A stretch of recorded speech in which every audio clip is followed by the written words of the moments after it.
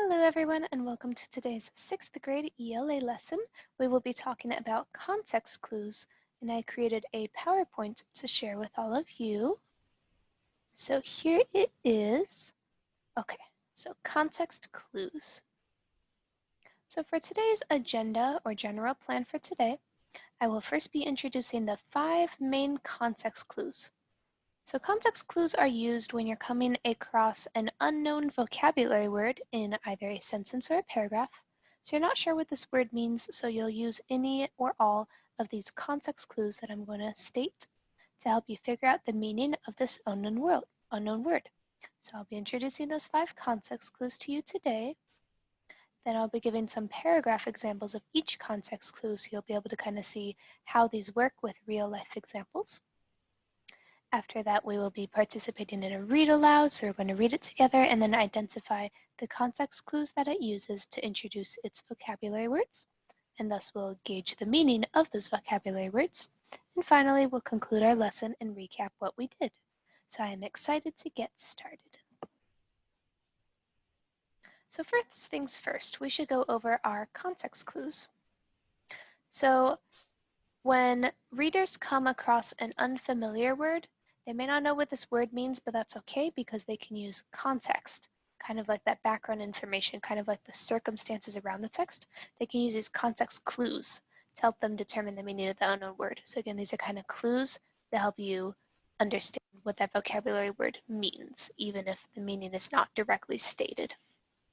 So there are 5 main different types of context clues, and it spells the word ideas, which is kind of cool. These are called acronyms when each letter stands for a word. So the I in ideas is going to stand for inference, which is the meaning is not given, so you have to use text clues. So for example, it says, don't want to work with Ricardo unless you want to hear him talk about himself. He is so arrogant. So we're kind of inferring that Ricardo is arrogant based on the information provided, because it says unless you want to hear him talk about himself. That's how we infer that Ricardo must be arrogant. So that's an inference. Now another context clue, the D in ideas, another context clue is definition, which is the meaning of the word is explained in the sentence. So basically you're defining the word within that sentence or paragraph. So it's pretty straightforward. So for example, Ricardo is so arrogant. He thinks he is more important than everyone else. So in this case, the word is stated, arrogant, and then the definition is immediately put. So he thinks he is more important than everyone else. That's the definition. So the definition would follow right after the word arrogant. Now our third context clue, which is the E in ideas, would be an example. So giving an example of what that word is to kind of help the reader understand what that word means. So an example of the word is in the sentence or nearby sentences. That makes sense.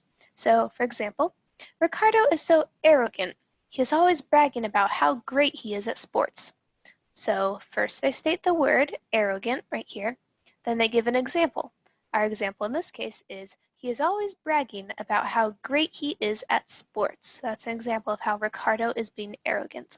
So even if someone didn't understand right away what arrogant means, that would be okay because we have that follow-up sentence that is saying he is always bragging about how great he is at sports. So that's how we can kind of make that connection between what arrogant means and the example of how Ricardo is being arrogant.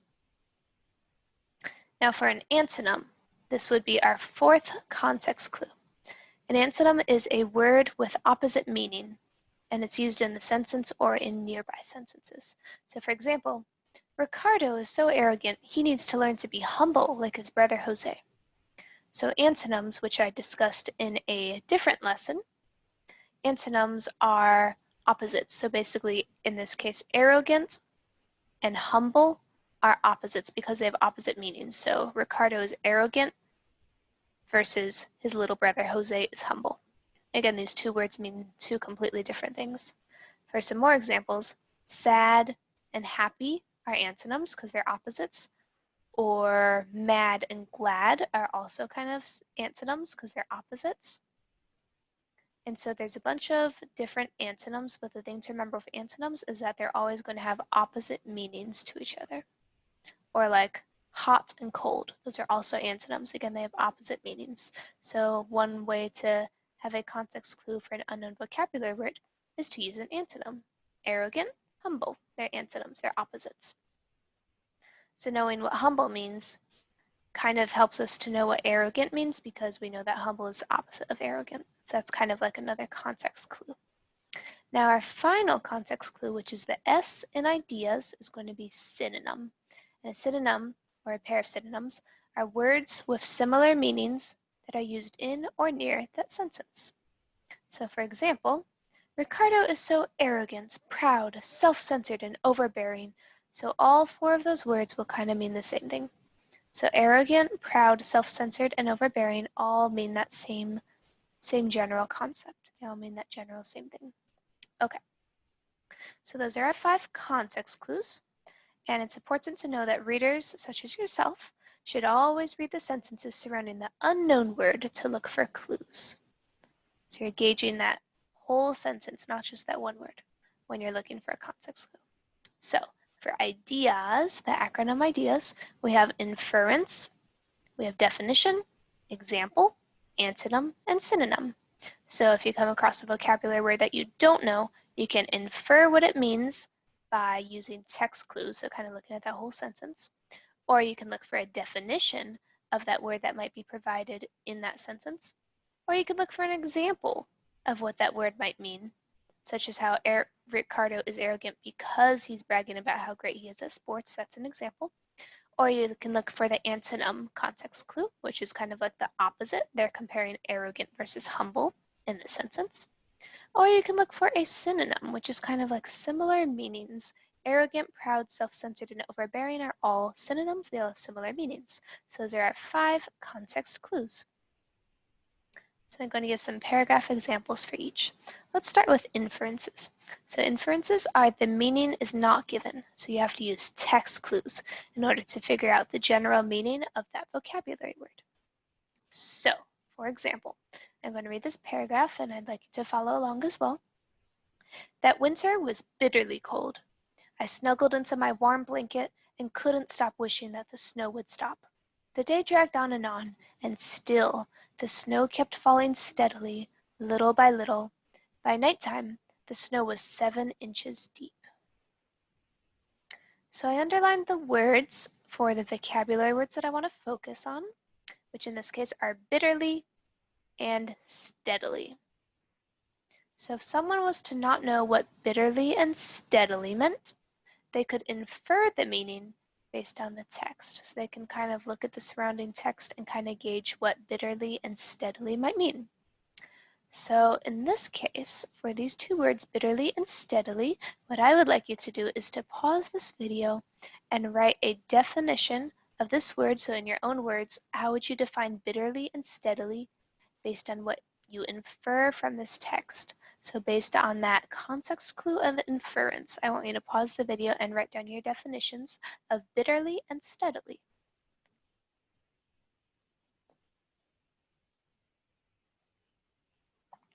Okay, so now let's check your work.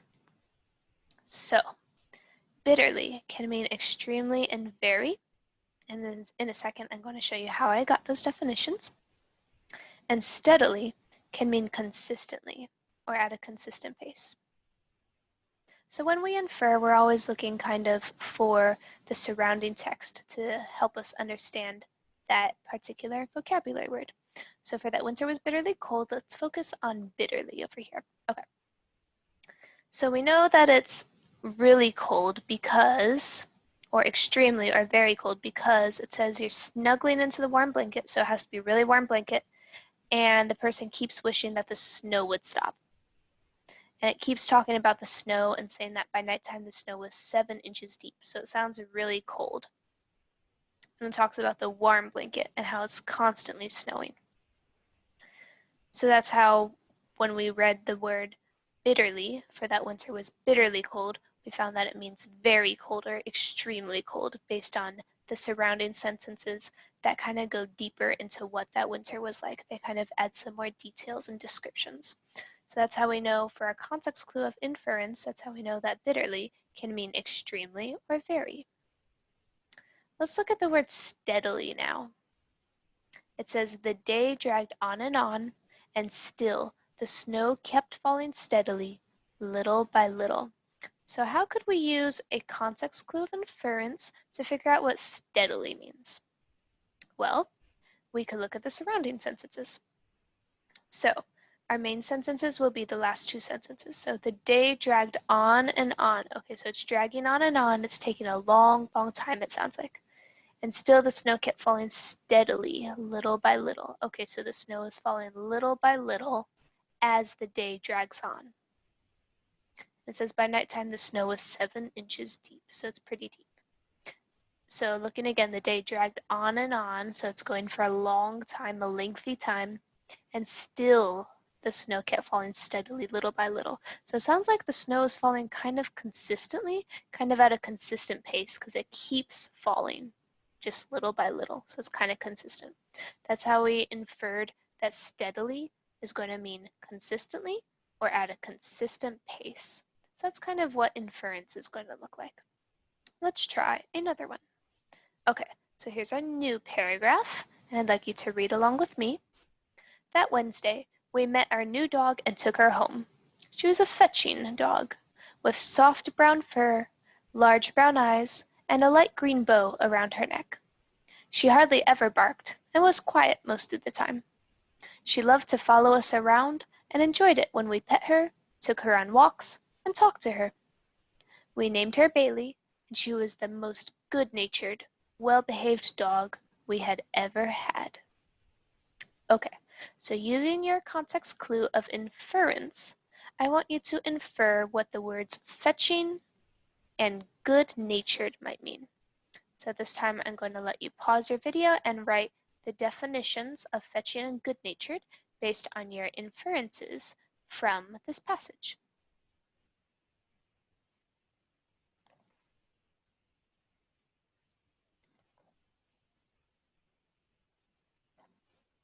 All right, so let's see what you inferred. So your examples might look like this. They might have different examples, and that's perfectly fine, as long as they have the same general themes that I'm going to talk about. Okay, so for fetching, I chose sweet, lovely, and charming, and I'm going to show you how I came up with those. So looking at the sentence here, it's talking about the dog. It's describing what the dog looks like. She was a fetching dog with soft brown fur, large brown eyes, and a light green bow around her neck. So we can kind of picture this in our minds, and we also have this picture of a dog. I know it doesn't have a green bow, but it works still because it is brown fur and large brown eyes.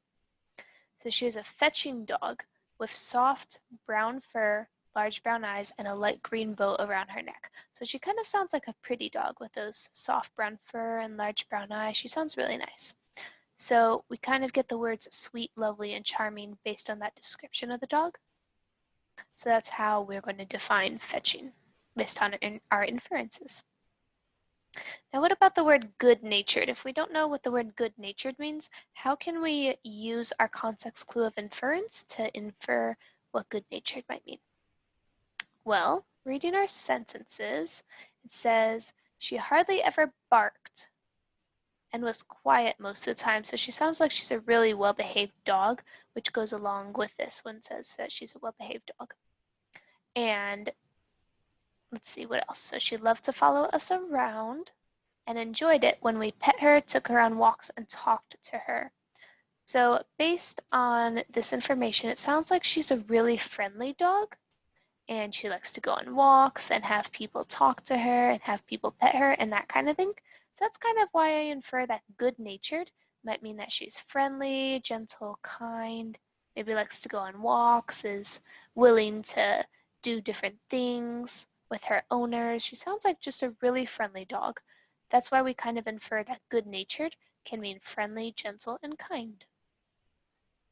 All right, let's move on to our second context clue. So the one that we discussed just now was inferences. or inferencing, where we look at the surrounding sentences and kind of infer what that vocabulary words means. But now I'm going to offer a second context clue. That second context clue is definition. For definition, the meaning of the word is explained in the sentence. So, for this passage here, I am going to have you define these two words based on the information or definitions given in the passage. So this is our second context clue. So let's read this paragraph together. Books can sometimes be difficult to read. They can contain a plethora or abundance of challenging words that are hard to understand. Still, with practice and perseverance, that is, trying again and again, difficult books can become easy to understand over time. So, I've underlined our new vocabulary words. Kudos to you if you already know them, but this is a good practice with our context clues. So we have plethora and we have perseverance. To discover the meaning of these unknown words, we would have to use our context clues of definitions. So looking back at this text, I want you to find the definitions of those and write it down. So on your piece of paper, you're going to write number 1, plethora, and then write down the definition of plethora based on the text that you read. After that, you are going to write number 2, perseverance, and write down your definition for that as well, based on your context clues, looking at the definitions that are found in this paragraph. So you can pause your video and do that now.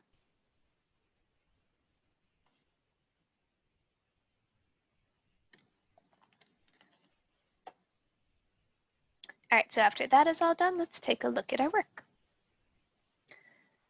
Okay, so looking at our definition, so books can sometimes be difficult to read. They can contain a plethora or abundance of challenging words that are hard to understand. Okay, so one way of introducing a definition is by saying or. By saying they can contain a plethora or abundance. Plethora and abundance kind of mean the same thing. So the definition of plethora is an abundance. So that's why I put plethora and abundance. So we're taking the definition right from the text, right from this paragraph. Let's try the other one. Still, with practice and perseverance, that is, trying again and again, difficult books can become easy to understand over time.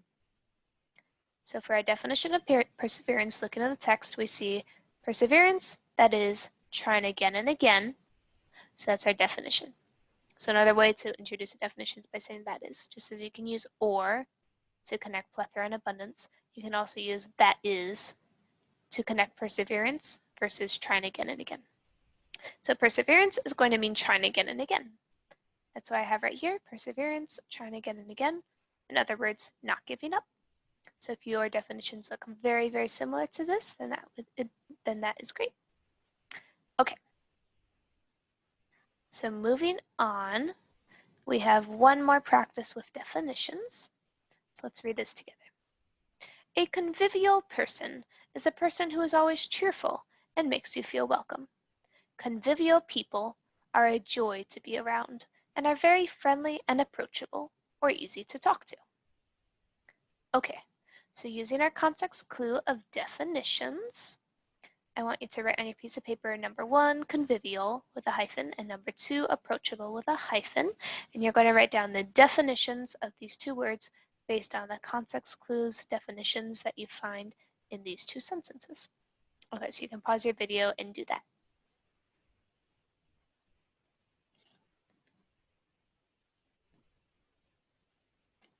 Awesome. Okay, so now let's check your work. Okay, so convivial, and this is an adjective, such as a convivial person is describing what kind of person? A convivial person. So we have a convivial person is a person who is always cheerful and makes you feel welcome. So you can see that they provided this context clue. They provided this definition right in the sentence. They immediately define it by saying a convivial person is, and then defining it as a person who's always cheerful and makes you feel welcome. So for this definition of convivial as an adjective, I put cheerful and welcoming. Again, if you have synonyms, words that have similar meanings as this, that is also fine. But they use cheerful and makes you feel welcome. Now for the next one, approachable. Convivial people are a joy to be around and are very friendly and approachable or easy to talk to. So here we can see that the definition was included again, where it says and approachable, or, remember that or is connecting, or easy to talk to. So approachable and easy to talk to mean the same thing. So to define approachable, we say easy to talk to. That's why I have this, easy to talk to. And another way of saying that is friendly. So convivial people are friendly, approachable, easy to talk to. Those all kind of mean the same thing. So that's our definition, approachable or easy to talk to. Okay, a third context clue besides inferences and definitions is examples. So an example of the word is in the sentence or in nearby sentences. So that's another context clue. So for this, let's read it together. Her speech was very coherent. After all, she had rehearsed it so many times that it flowed together and made logical sense. Each piece of her speech fit together as perfectly as a puzzle piece fits into the bigger picture. Okay, so our underlined word that we're going to focus on is coherent. What does coherent mean? What does coherent mean? And again, we are using our context clue of an example to figure out what coherent means. So they're going to provide an example of what coherent means for her speech within this paragraph. So at this time, I want you to write down on your piece of paper, number 1, coherent, and then a little hyphen. Okay. And you're going to look at this and figure out, based on the example that they give, what the word coherent might mean. And you can write it down in your own words. So this time you can pause the video and do that.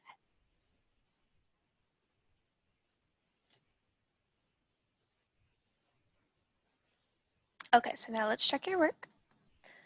So to give an example of coherent, they use the person's speech, and they're saying that she had rehearsed it so that it flowed together and made logical sense. Okay, so we know that coherent has something to do with flowing together and making sense. And it says each piece of her speech fit together as perfectly as a puzzle piece fits into the bigger picture. So it sounds like the speech has to kind of connect. It has to all fit together. You can't have just like a bunch of separate parts. You have to have them all flowing together. Okay, so now we kind of have a picture of what coherent might mean. So it's talking about how she rehearsed it a bunch so that it flowed together. So we have rehearsing. We're talking about it making logical sense right here. And then we have an analogy, kind of like a description of a puzzle piece. So we're comparing how the speech flows to how a puzzle piece might fit perfectly into the bigger picture. So each piece of her speech fit together as perfectly as a puzzle piece fits into the bigger picture. So coherent kind of means like that it makes logical sense. And the example is that she was rehearsing her speech till it made logical sense. And another example is the analogy of the puzzle piece. So those are a couple of examples of what coherent means. And examples kind of help to solidify what that word might mean. Let's try one more one using example, the context clue example. And so you can read aloud with me. Resiliency is one of her strengths. After she broke her arm when she fell during her soccer practice, she still didn't give up and kept on practicing. Every day, she would practice kicking the soccer ball around in the park. Having her arm in the cast didn't stop her from keeping up her practice and hard work. It paid off, and when the next season rolled around, she was back in her role as goalie, cast-free. So cast-free meaning that she didn't have any cast on her arm anymore. Okay, so the word that we are focusing on is resiliency. So if we didn't know what resiliency meant, we could look at the entire paragraph to give some examples of when the girl demonstrated resiliency to kind of get a understanding of what that word resiliency means. So on your piece of paper, I'm going to have you write down a 1 and then write down the word resiliency with a hyphen. And you're going to define resiliency based on the context clue, the example that was given in this paragraph. So if you could define resiliency in your own words using the example given in this paragraph, How would you define resiliency? So you can pause your video and work on your definition of resiliency.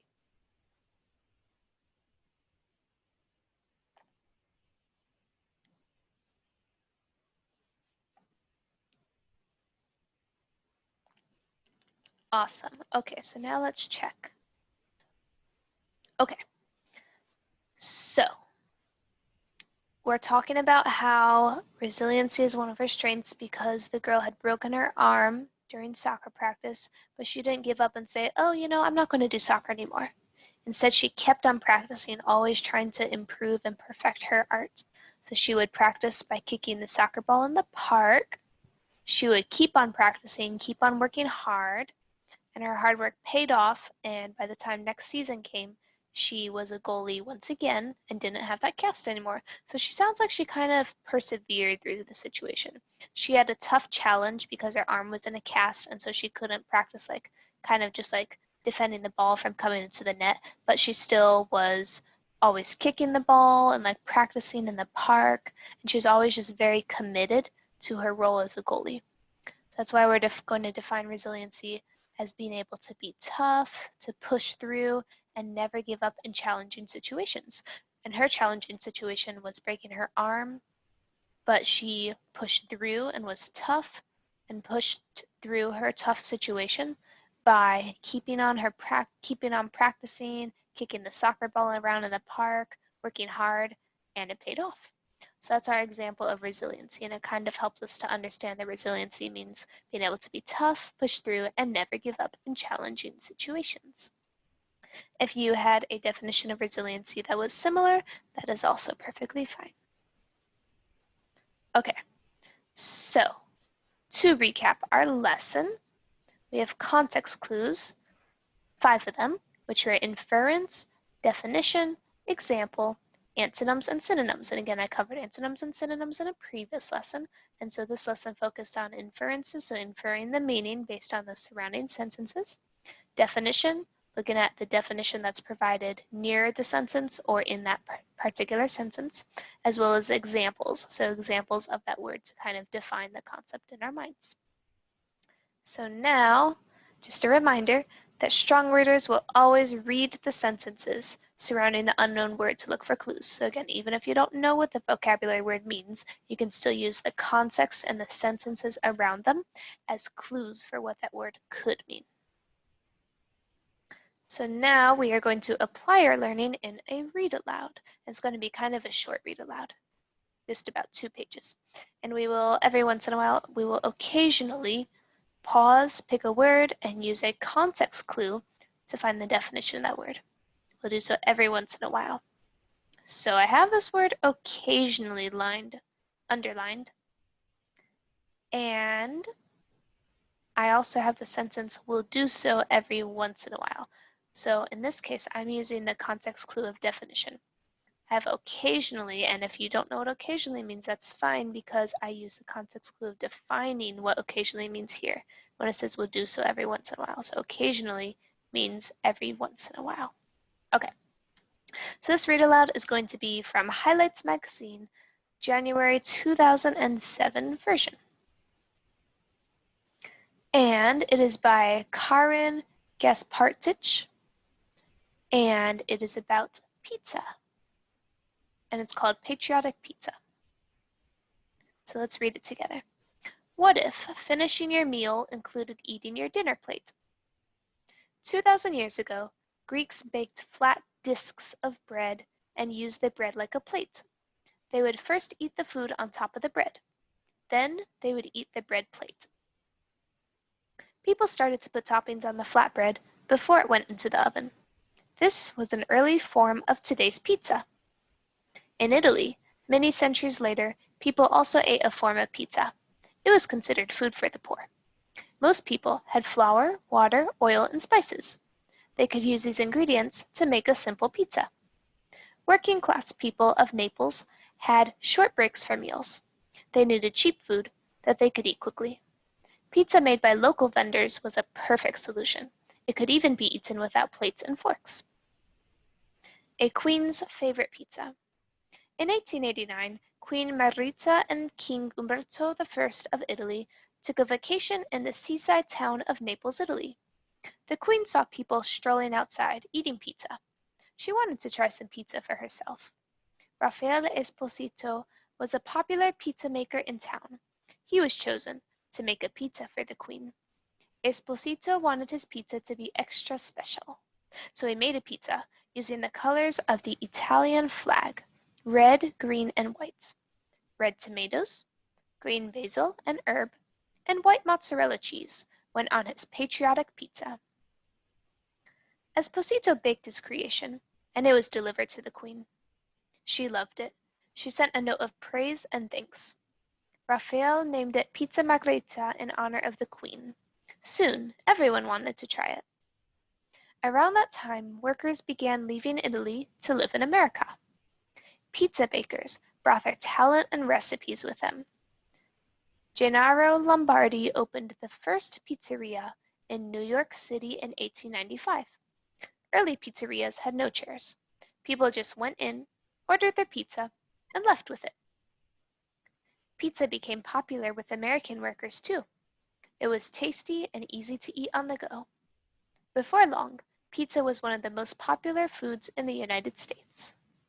Perhaps you could invent your very own pizza, have fun, and finish your plate.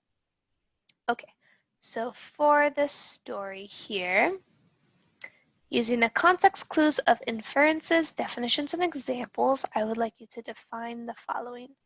So we have about 8 words here. I want you to copy each of these down on your paper. And I know this last word is plate, which obviously we all know, but in this context, plate means something that's a little bit different. So we are going to define this word as well, given this particular context. So at this time, you can write down all of these 8 words on your piece of paper, and I will let you pause the video if you need more time to copy them.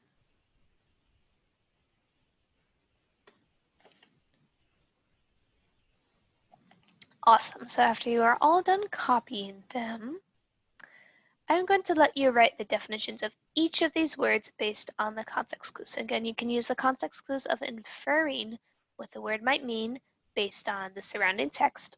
So for example, for discs, you can look at the surrounding text to kind of figure out what discs might mean. Or you can use definitions. Sometimes they provide the definitions of the words, or they might provide an example of the word to kind of help you understand what that word might mean. So you're going to, again, write the definitions for all of these words based on the context clues that these passages give, that this passage gives. So you can pause the video and write the definitions of each of these words.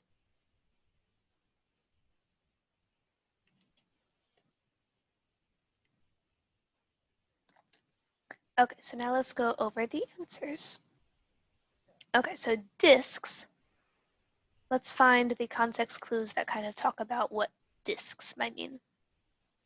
So 2,000 years ago, Greeks baked flat discs of bread and used the bread like a plate. They would first eat the food on top of the bread, then they would eat the bread plate. Okay, so that's kind of what discs is referring to. It sounds like discs are flat, so having that picture of pizza in our mind really helps. Which part of the pizza looks most like a disc?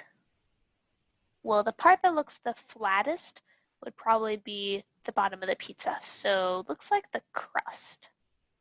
So crust is flat, okay. It says used the bread like a plate. So it keeps referring to bread, which gives us another clue that disc and bread in this case are kind of like the same. The bread refers to the disc in this case. And it also says the bread plate. So bread, plate, and disc kind of all mean the same thing in this particular context. So that's kind of what disc means. Let's go to our next one, centuries. So centuries is a little bit of a more tricky one. It says in Italy, many centuries later, people also ate a form of pizza. So it doesn't really talk about centuries too much. But if we look at the top, it says 2,000 years ago. Okay, so it sounds like centuries is kind of a time thing because we have 2,000 years ago, and then we have many centuries later. And centuries actually means 1,000. Centuries actually means 100 years. So many centuries later. So many hundreds of years later is what that means. Again, that was a little bit tricky one. Okay, next word is vendors. So pizza made by local vendors, we have that word underlined. Pizza made by local vendors was a perfect solution. It could even be eaten without plates and forks. So what do you think the vendors might mean? Looking at our context clues, looking at the surrounding sentence, pizza made by local vendors was a perfect solution. Okay, so vendors sound like people, kind of. And they're local. Okay, so they live nearby. So people who live nearby. It says pizza made. Okay, so maybe people who live nearby are making pizza. Maybe they're selling pizza. So that's kind of what vendors means. People making and selling pizza. Okay, let's look at our next one. Strolling. Okay, so I've underlined strolling here. So suppose we didn't know what strolling means. We could use our context clues to find out. The queen saw people strolling outside eating pizza. Strolling. Okay, so it sounds like they're kind of moving a little. Maybe they're walking slowly. Maybe they're walking at a faster pace, but they're moving outside and also eating pizza. Okay, so that gives us the idea that strolling kind of means like walking, whether it's fast or slow. It just means kind of like moving. So again, we might not know exact details, but we know that strolling does mean moving. Okay, next one, Rafael Esposito. So I don't know about you, but I had never heard of him before. And so I would need to use context clues to learn a little more about who he was. So our sentence says, Rafael Esposito was a popular pizza maker in town. He was chosen to make a pizza for the queen. And then it talks more about how he made his pizza. So for this context clue, it uses definitions. So again, our context clues were inferences, definitions, examples, antonyms, and synonyms. And this particular context clue is going to have to do with a definition because the text defines who Rafael Esposito was. It says that he was a popular pizza maker in town and that he was chosen to make a pizza for the queen. So that's kind of who Rafael Esposito was. So again, that's an example of a definition for a context clue. That's our definition context clue. Our next one is going to be Gennaro Lombardi. Again, who is Gennaro Lombardi? Just like Rafael Esposito, we don't really know who he is. But let's see what the text says. The text is going to give us some context clue. So it says, Gennaro Lombardi opened the first pizzeria in New York City in 1895. Okay, so based on this context clue they're giving, it sounds like he is maybe Italian based on the name, Gennaro Lombardi. And we know that he opened the first pizzeria. And the first pizzeria was in New York City, and it was opened in 1895. Okay, so that gives us a lot of key information about Gennaro Lombardi. So again, we're using our context clues to kind of pick up that key information on this person. Our next word that we need to define is pizzerias. Okay, so let's look at our context clues. Early pizzerias had no chairs. People just went in, ordered their pizza, and left with it. Pizzerias sound like places, but places with no chairs. And they're places because it says people just went in, ordered their pizza, and left with it. So it's somewhere that you go into, and then you can leave out of it, leave from it. Okay, so that's why they kind of sound like places with no chairs. So they almost sound like restaurants, except that they don't have chairs and probably don't have tables either, depending on how early this is. So that's kind of our definition of pizzeria, that it's kind of a place people can walk into and leave, and that has no chairs. That's kind of what that might look like based on our context clues. All right, last one, plate, given this particular pizza context, big difference. Okay, what would plate mean for this particular text passage using our context clues? Well, let's read our passage. Perhaps you could invent your very own pizza, have fun, and finish your plate. For this context clue, it's kind of connecting back to the very beginning. So let's read the beginning again. 2,000 years ago, Greeks baked flat discs of bread and used the bread like a plate. They would first eat the food on top of the bread, then they would eat the bread plate. Okay, so it sounds like the flat discs of bread, which we discussed earlier in our first definition. The flat discs of bread were used like a plate. The bread was used as a plate. First, the Italians would eat the food on top of the bread. Okay, so maybe like the tomatoes and the basil. Then they would eat the bread plate.